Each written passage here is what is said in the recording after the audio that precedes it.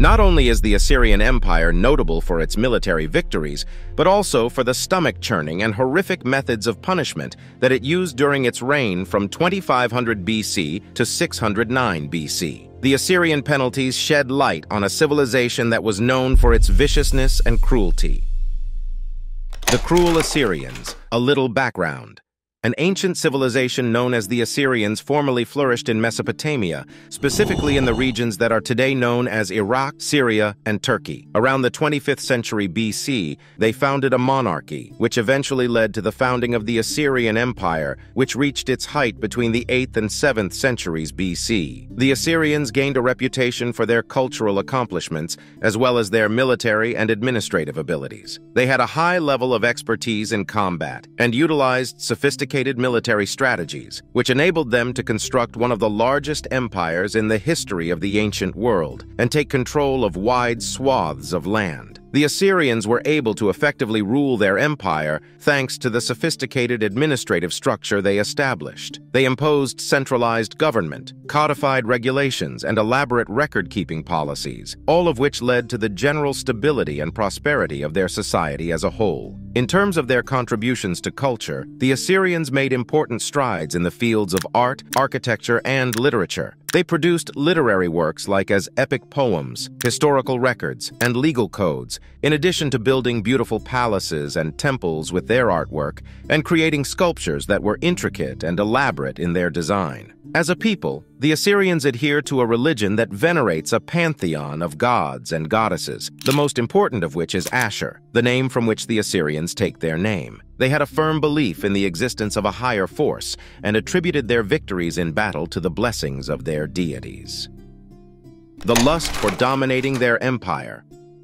Unimaginable as it may seem, the primary goal of the Assyrian Empire's system of punishment was to instill fear in their citizens and to ensure that they remained under their authority. The Assyrians used horrific and revolting penalties on anyone who dared to defy their power, including the general populace, rebels, and anyone else who stood in their way. The Assyrians intended to cultivate an environment of fear in their society by employing severe types of punishment, such as flaying, impalement, and dismemberment in their criminal justice system. The fact that these punishments were carried out in public made them even more effective and served as a deterrent to those who might consider engaging in illegal behavior in the future. Fear was an essential component of the Assyrian Empire's strategy for exercising political control. The public display of such gruesome penalties, which were meted out to anyone who resisted or threatened the empire, was carried out with the intention of discouraging other people from engaging in actions of a similar nature. These penalties not only had a bodily impact, but they also had an emotional and mental toll. The Assyrians attempted to exert psychological dominance over their victims by showing them how cruel they could be and how they were capable of meting out severe punishments. The purpose of this psychological warfare was to instill a sense of powerlessness in the populace so that they would submit to the authority of the empire and remain loyal to it. They handed punishments to those who dared to displease them.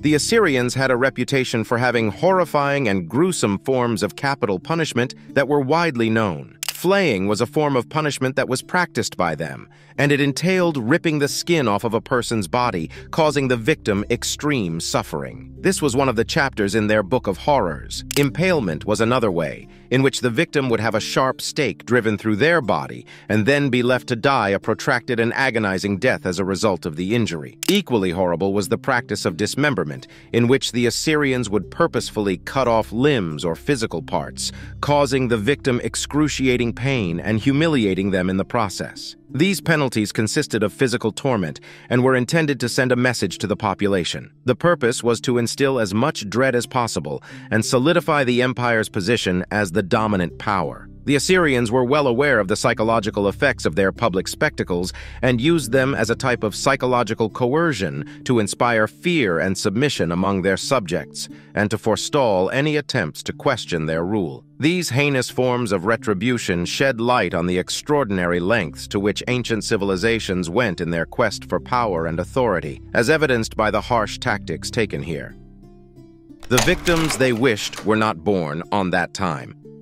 The primary victims of the Assyrian Empire's punishments were the numerous groups that fell under its sphere of influence. To begin, those who defied the authority of the Assyrian Empire and those who posed a direct threat to it were made to endure these horrible punishments. Anyone who had the audacity to defy the rule of the empire or who participated in acts of rebellion risked the horrible repercussions of being flayed, impaled, or dismembered. In addition, prisoners of war who are taken during military operations are frequently subjected to these cruel penalties. The mutilation and suffering of prisoners were displayed for all to see in order to serve as a warning to other regions and kingdoms, so discouraging them from resisting or opposing the expansion of the empire's vast domains.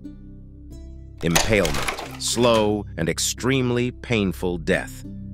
The Assyrians took great pleasure in carrying out the executions on a large scale. They took great pleasure in impaling their prey on enormous stakes. The rest of the people was filled with horror and fear as a result of seeing such things. It was a demonstration of the Assyrian monarch's dominance over their subjects at that time. Instead of driving the stake through the anus, as was common throughout the medieval period, the person's torso was pierced with the spike under the ribs. The weight of the victim drove the spikes to penetrate further and further into the flesh of the attacker. The agonizingly slow process of dying was terrible. 2,000 years later, Vlad Tepes, often known as Count Dracula, would take what he had learned from the Assyrians and use it to crucify thousands of Ottomans. Although the Assyrians preferred to execute criminals via impalement, they were also the ones who devised the crucifixion, simply in order to demonstrate how vicious they can be. Flaying. The victim's skin was hung on the city wall. The Assyrian rulers made a point of publicly flaying the rebel leaders on a regular basis. The process of flaying would begin with the lower legs, thighs, or buttocks, according on the individual. They would cut the skin into strips and then peel it off the victim while they were still alive. The remaining citizens were shown a reminder in the form of the victim's skin, which was hung in a prominent location. I ordered the city leaders of the cities I conquered to be skinned alive and used their pelts to cover the city walls, said King Ashurnasirpal II of Assyria, who reigned from 883 to 859 BC. Grinding of bones to erase the memory of ancestors. The Assyrians made the captive aristocrats grind the bones of their forefathers and foremothers as a punishment. They destroyed any proof that could have supported their claim to govern legitimately as a result of their actions. This was done as a component of the mental torment. It demonstrated the complete dominance that the Assyrian monarchs held over the nations that they had conquered. Beheading. In order to construct pyramids out of the heads of the vanquished foes, soldiers beheaded them first. Additionally, the Assyrians adorned trees with the severed heads of their adversaries. One of the stories from Assyria even brags about a necklace that was created out of severed heads. Amputations of limbs, blinding, castrating, and burning people alive.